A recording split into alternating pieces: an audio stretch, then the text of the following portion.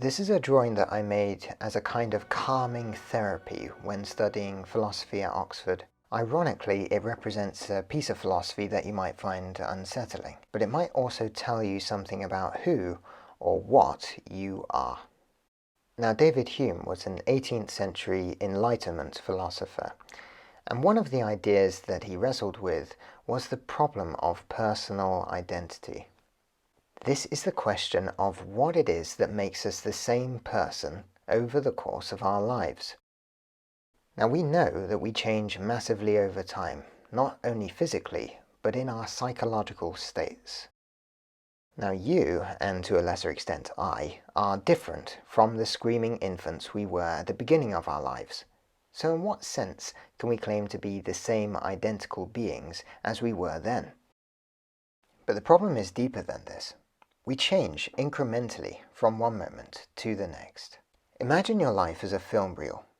Just as each cell of the film, however minutely, is distinct from the last, you too develop and are somewhat distinct at each point, experiencing life in an incrementally unique way as the seconds pass by. David Hume addresses the problem by looking within himself. He states that if there is an intelligible idea of the self, it must be based on one constant impression, derived from experience. Now, impressions are the raw imprints of our sensory experience on the mind. If our idea of a continuous self is meaningful, we must have something in our experience that never changes, like an imprint on that film reel that we can recognize within each frame. But after some deep introspection, Hume finds that there is no impression that is constant and invariable. He says that all of our perceptions are distinguishable and separable from each other. Whenever we try to examine ourselves, we always stumble upon some particular perception and can never observe anything but the perception itself. Therefore, there is no clear idea of the self. Just like our illusion of movement on film, Hume believes that we are mistaken in our picture of a continuous self. It is given by the speed and fluency with which we pass between our perceptions and our ideas.